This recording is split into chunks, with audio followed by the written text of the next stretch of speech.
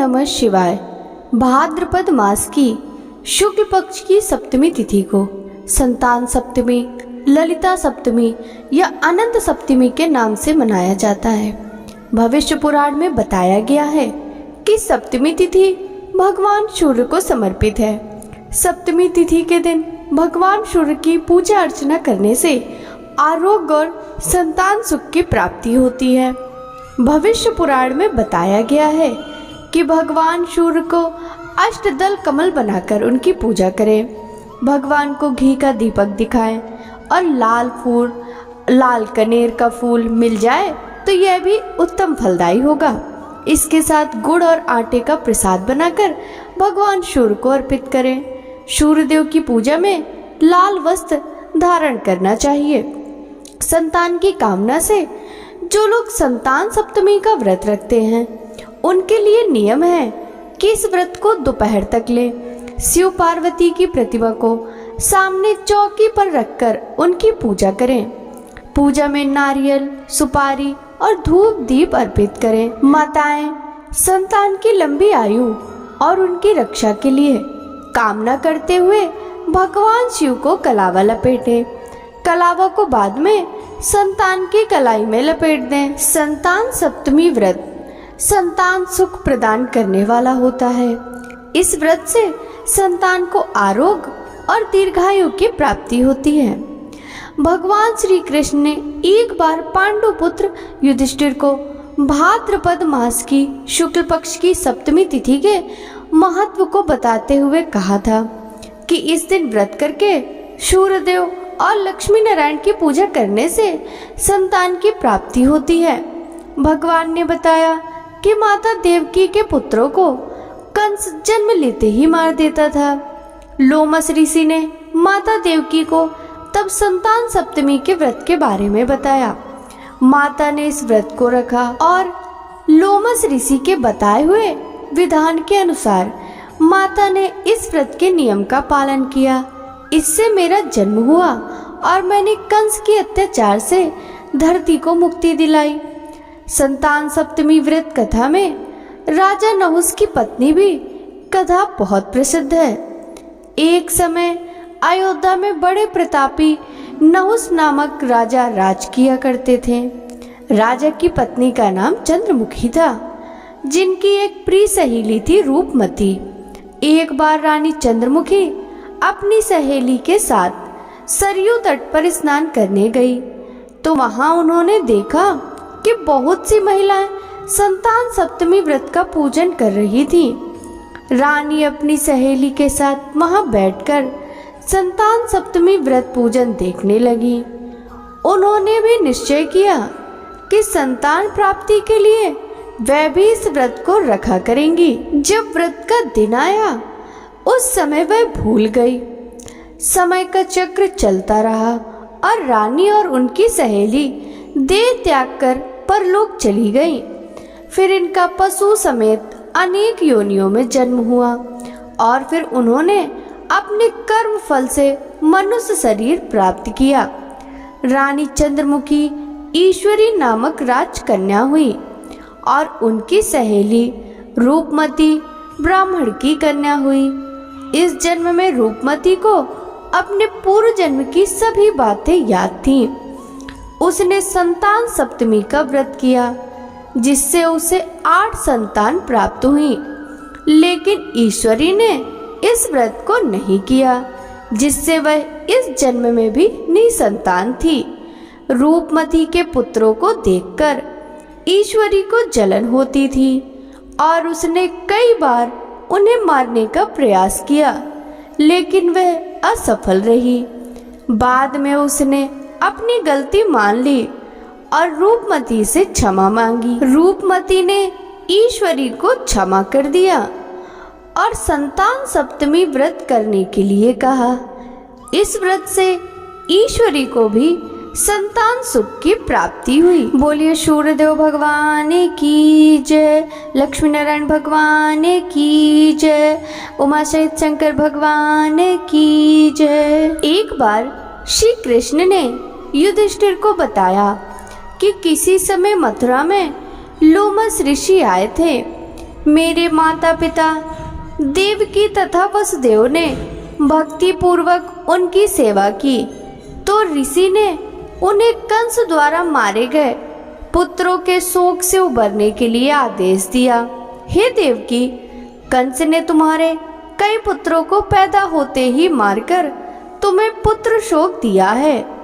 इस दुख से मुक्त होने के लिए तुम संतान सप्तमी का व्रत करो। राजा नहुस की रानी चंद्रमुखी ने भी यह व्रत किया था, तब उसके भी पुत्र नहीं मरे। यह व्रत तुम्हें भी पुत्र शोक से मुक्त करेगा। देवकी ने पूछा, हे देव, मुझे व्रत का पूरा विधि विधान बताने की कृपा करें ताकि मैं विधि पूर्वक व्रत संपन्न करूं। लोमस ऋषि ने कहा, उन्हें व्रत का पूजन विधान बताकर व्रत कथा भी बताई। नहुस अयोध्यापुरी का प्रतापी राजा था। उसकी पत्नी का नाम चंद्रमुखी था। उसके राज्य में ही विष्णुदत्त नामक एक ब्राह्मण रहता था। उसकी पत्नी का नाम रूपवती था। रानी चंद्रमुखी तथा रूपवती में परस्पर घनिष्ठ प्रेम था। एक दिन वे दोनों सरयू में स्नान करने गईं। वहां अन्य स्त्रियां भी स्नान कर रही थीं। उन स्त्रियों ने वहीं पार्वती शिव की प्रतिमा बनाकर विधि पूर्वक उनका पूजन किया। तब रानी चंद्रमुखी तथा रूपवती ने उन स्त्रियों से पूजन का नाम तथा विधि पूछी। उन स्त्रियों में से एक ने बताया, हमने पार्वती सहित शिव की पूजा की है। भगवान शिव का डोरा बांधकर हमने संकल्प लिया कि जब तक जीवित रहेंगी तब तक यह व्रत करेंगी। यह व्रत मुक्ताभरण व्रत सुख संतान देने वाला है। उस व्रत की बात सुनकर उन दोनों सखियों ने भी जीवन पर्यंत इस व्रत को करने का संकल्प करके शिव जी के नाम का डोरा बांध लिया। किंतु घर पहुंचने पर वे संकल्प को भूल गईं। फलतः मृत्यु के पश्चात रानी वानरी तथा ब्राह्मणी मुर्गी की योनि में पैदा हुई। कालांतर में दोनों पशु योनि छोड़कर पुनः मनुष्य योनि में आई। चंद्रमुखी मथुरा के राजा पृथ्वीराज की रानी बनी तथा रूपवती ने फिर एक ब्राह्मण के घर जन्म लिया। इस जन्म में रानी का नाम ईश्वरी तथा ब्राह्मणी का नाम भूषणा था। भूषणा का विवाह राजपुरोहित अग्निमुखी के साथ हुआ। इस जन्म में भी उन दोनों में बड़ा प्रेम हो गया। व्रत भूलने के कारण ही रानी इस जन्म में भी संतान सुख से वंचित रही। प्रौढ़ावस्था में उसने एक गूंगा तथा बहरा पुत्र जन्मा, मगर वह भी 9 वर्ष का होकर मर गया। भूषणा ने व्रत को याद रखा था, इसलिए उसके गर्भ से सुंदर तथा स्वस्थ 8 पुत्रों ने जन्म लिया। रानी ईश्वरी के पुत्र शोक की संवेदना के लिए एक दिन उससे भूषणा मिलने गई। उसे देखते ही रानी के मन में डाह पैदा हुई। उसने भूषणा को विदा करके उसके पुत्रों को भोजन के लिए बुलाया और भोजन में विष मिला दिया, परंतु भूषणा के व्रत के प्रभाव से उनका बाल भी बाका न हुआ। इससे रानी को और अधिक क्रोध आया।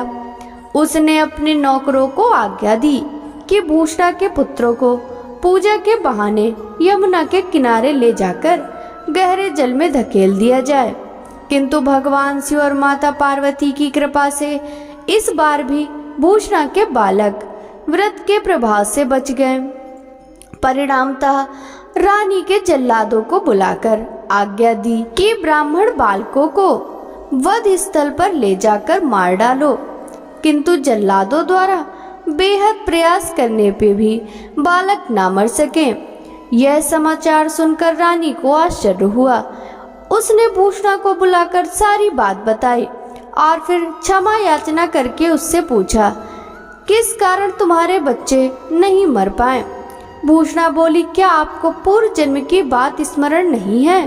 रानी ने आश्चर्य से कहा, नहीं, मुझे तो कुछ याद नहीं है। तब उसने कहा, सुनो, पूर्व जन्म में तुम राजा नहुस की रानी थी और मैं तुम्हारी सखी।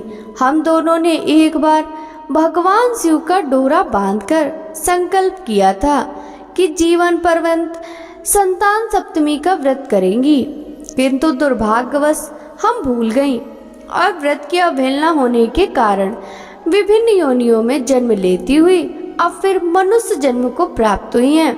अब मुझे उस व्रत को याद हो आई थी, इसलिए मैंने व्रत किया।